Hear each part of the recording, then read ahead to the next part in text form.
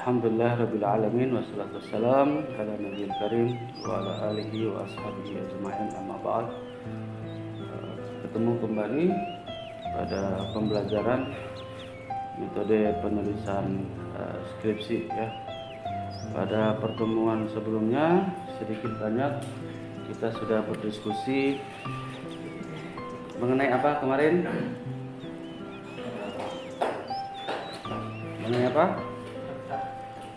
Mengenai judul ya, bagaimana penentuan judul sebuah penelitian, apa saja struktur-struktur yang terkait di dalam judul tersebut ya. Di antaranya misalnya kemarin kita mempelajari judul itu harus ada fokus yang jelas, judul itu kemudian harus ada subjek yang jelas, harus ada lokus yang jelas, sehingga kemudian judul itu layak untuk kita kembangkan dan juga kita teliti.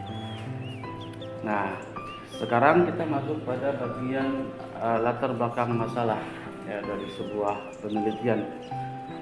Ya, latar belakang masalah kita mengenal dari ini merupakan bagian atau bab yang sering mendapatkan revisi ya daripada dosen penguji, baik itu sempro ataupun sidang skripsi, karena bagian ini merupakan bagian bisa dibilang inti yang akan kemudian mengiringi perjalanan penelitian teman-teman untuk kemudian pada bab-bab selanjutnya, karena ini merupakan gambaran apa yang ingin kita jawab, apa yang menjadi pertanyaan kita, apa yang menjadi tujuan kita, bagaimana kemudian penelitian-penelitian sebelumnya, itu semua kita gambarkan dalam bab latar belakang masalah ya, namanya latar belakang masalah.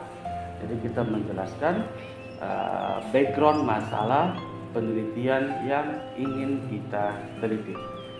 Misalnya kita ingin menjelaskan background kita siapa, maka kemudian kita menjelaskan siapa diri kita dari mana, kita berasal dari ini, orang tua kita siapa, misalnya begitu.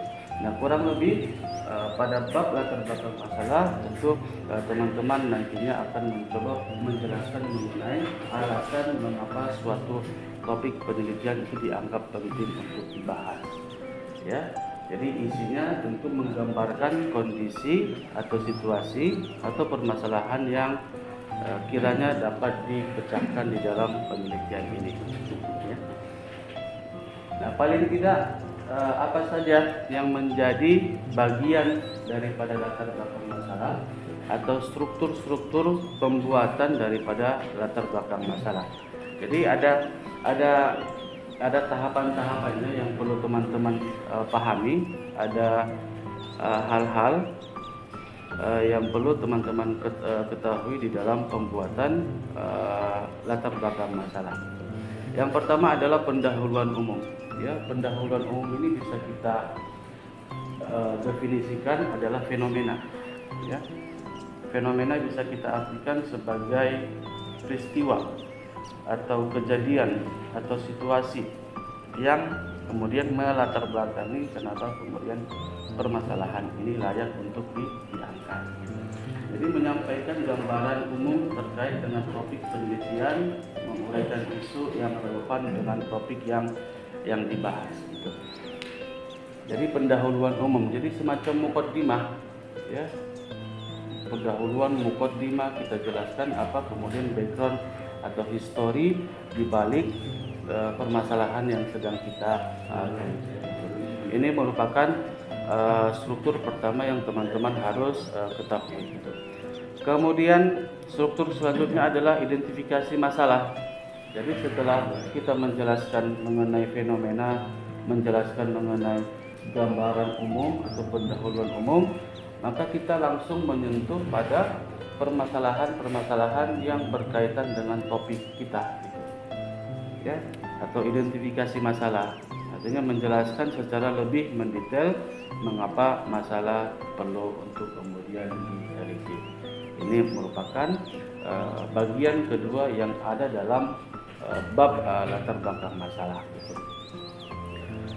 Kemudian selain daripada itu, pernyataan singkat tentang penelitian terkait. Artinya setelah kita menjelaskan permasalahan, maka kita mencoba untuk mencari penelitian terkait. Artinya penelitian yang relevan, artinya penelitian yang ada pada sebelumnya yang berkenaan dengan topik yang sedang kita bahas. Jadi ini penting kemudian untuk menguatkan permasalahan kita, untuk menguatkan topik kita, karena semakin banyak orang sebelum kita yang meneliti permasalahan tersebut, maka semakin memang topik kita itu semakin bermasalah, karena banyak orang yang tertarik untuk kemudian melakukan penelitian mengenai topik kita. Ya, menyebutkan penelitian-penelitian sebelumnya yang relevan untuk menentukan celah penelitian atau hal-hal yang kemudian belum bisa diungkap. Artinya pada penelitian sebelumnya hal itu belum terungkap, artinya masih memiliki keterbatasan. Maka kita melengkapi keterbatasan tersebut. Gitu. Kemudian paling tidak di akhir daripada pembahasan latar belakang masalah, kita harus kemudian menjelaskan mengenai tujuan. Kenapa kemudian harus kemudian dilakukan penelitian ini. Untuk apa misalnya, apa yang ingin kita capai, apa yang ingin kita tuju. Nah, di situ kemudian kita mencoba menarasikannya sebaik mungkin sehingga kemudian orang tertarik kemudian membaca hasil penelitian kita. Ya, paling tidak 4 unsur ini, ya, minimal 4 unsur ini yang harus ada dalam latar belakang masalah. Minimalnya seperti itu. Jadi fenomena, kita menjelaskan fenomena peristiwa, ya, misalnya apa? Misalnya banyak orang anak-anak putus sekolah dan ini terjadi secara masif, secara marak, secara banyak. Nah, itu kan fenomena. Nah, kemudian dari fenomena itu, dari kejadian itu, kita kemudian sebagai peneliti mempertanyakan, ada masalah apa ini? Kenapa terjadi ini banyak kejadian seperti ini? Kenapa terjadi banyak situasi seperti ini? Nah, itu yang kemudian kita menjelaskan masalahnya di sini, permasalahannya di sini, gitu. Ya, kemudian pernyataan singkat. Oh, ternyata benar pada penelitian-penelitian lain menyebutkan bahwa seperti ini, bahwa seperti ini. Nah, itu kurang lebih narasi yang kita gambarkan nantinya. Lalu kemudian diakhiri dengan tujuan penelitian. Kenapa kemudian harus dilakukan. Kemudian misalnya, ya, ini contohnya, misalnya ini hanya sekedar contoh biasa, ya, strategi manajemen SDM dalam meningkatkan profesionalisme dai di lembaga dakwah. Nah, judul ini tentu harus diperjelas kembali, ya, lembaga dakwahnya di mana, misalnya meningkatkan profesionalisme dalam hal apa misalnya. Nah, ini hanya sekedar judul saja. Misalnya narasi, ya, pendahuluannya misalnya kita bisa merangkai seperti ini. Jadi kita membahas secara umum dulu bahwa dakwah memiliki peran penting dalam membangun moral dan spiritual masyarakat misalnya. Oleh karena itu, pengelolaan sumber SDM dalam lembaga dakwah menjadi aspek yang sangat penting untuk diperhatikan. Ini kan narasi umum, ya, mukadimah umum nih mengenai topik yang sedang dibahas terkait dengan strategi manajemen SDM dalam meningkatkan profesionalisme. Bisa kemudian narasinya satu paragraf atau 2 paragraf juga bisa, tergantung daripada kebutuhan variabel yang ada pada judul ini. Membahas tentang manajemen SDM, membahas tentang profesionalisme, membahas tentang lembaga dakwah, gitu. Nah, kurang lebih narasi dalam pendahuluan umum seperti ini, gitu. Nah, kemudian contohnya misalnya dalam identifikasi masalah, narasi seperti ini, ya. Namun dalam praktiknya misalnya, nah ini kemudian masuk pada pada permasalahan yang sudah kita identifikasi daripada fenomena itu. Ya. Nah, kita sebutkan tuh satu persatu. Kita jelaskan tuh.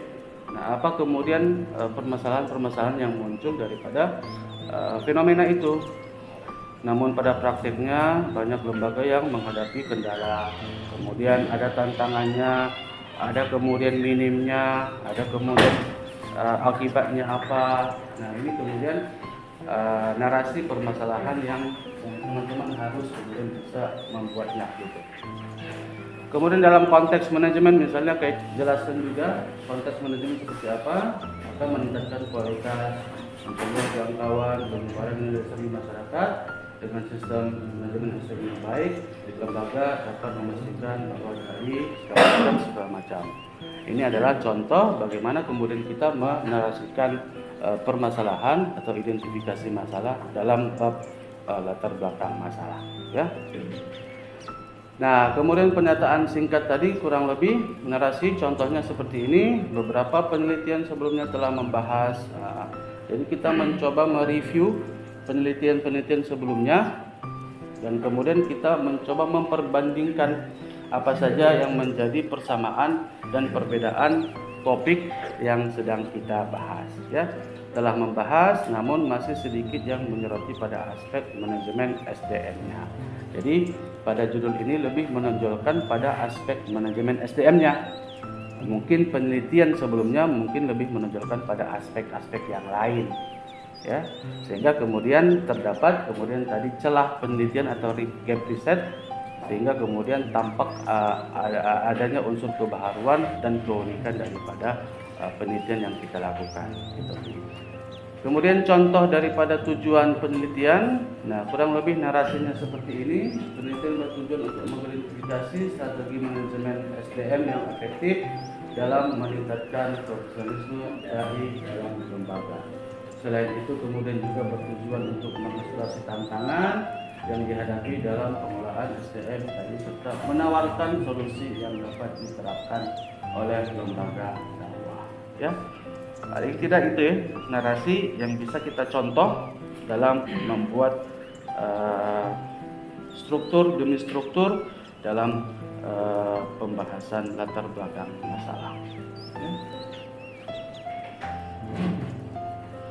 Oke, paling tidak itu materi kita sesingkat itu ya.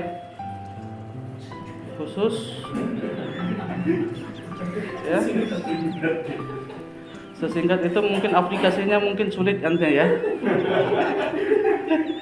Ya, untuk minggu depan kita langsung tugas ya. Judul yang tadi yang sudah dibikin masing-masing nanti bawa laptop, bikin latar belakang masalah dulu. Ya. Latar belakang masalah paling tidak ada 4 unsur tadi ya. Nah, melalui judul yang teman-teman tadi sudah tuliskan, nah, dibuat tuh pendahuluan umumnya, dibuat tuh misalnya identifikasi masalahnya, dibuat tuh misalnya penelitian terkait dengan topik itu, dibuat tujuannya seperti apa. Boleh ini dikirim? Hah? Boleh dikirim di grup boleh. Nanti saya kirim. Bisa nanti terbuka. Ya.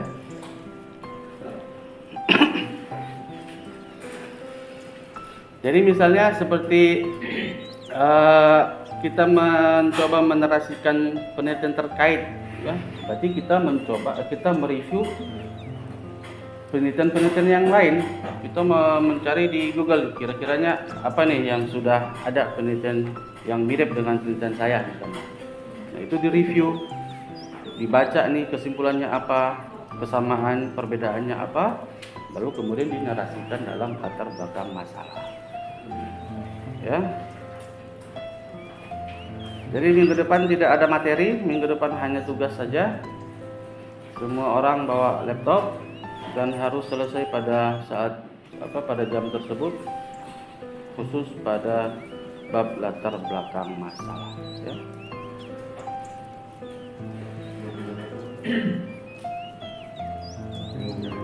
Kalau punya laptop jangan hadir. Ya.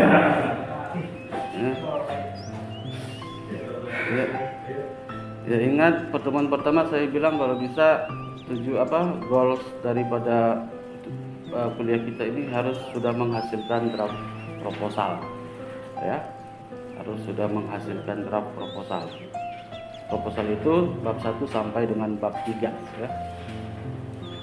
Oke, ada diskusi atau pertanyaan? Yang mau bertanya juga. Silakan Habib. Ini kan nanti diteruskan ke, kalau bisa nanti diteruskan proposalnya Untuk ya skripsi. Ada nggak batasan judul yang nggak boleh dilewati sama kita yang tidak? Atau mungkin ada nggak lingkup khusus yang bahasa di sini aja nih gitu? Sampai aja karena. Iya. Kalau dari fakultas sendiri itu paling tidak 2 topik ya. Itu kalau tidak salah itu manajemen kewirausahaan dan manajemen SDM. Itu paling tidak itu dari fakultas berkenaan dengan 2 hal itu. Tapi yang udah sih banyak yang di luar daripada itu ya. Artinya dari fakultas sendiri juga tidak terlalu ketat di dalam membatasi judul-judul yang ada gitu. Ada yang membahas tentang manajemen umroh, haji segala macam, ada yang membahas tentang manajemen pengawasan segala macam. Nah, yang penting teman-teman atau Habib misalnya bagaimana kita menentukan judul yang pasti harus berkaitan dengan manajemen atau tidak berkaitan dengan dakwah.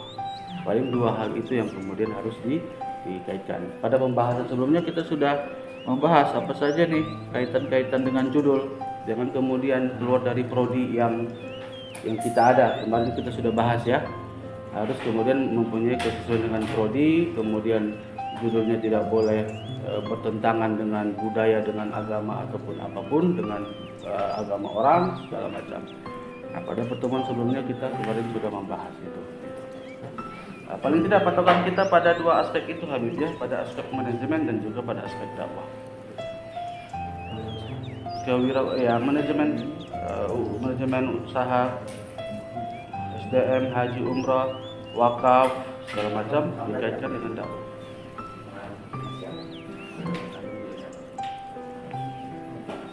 Ya harus ditulis dulu sekarang ya, di absen.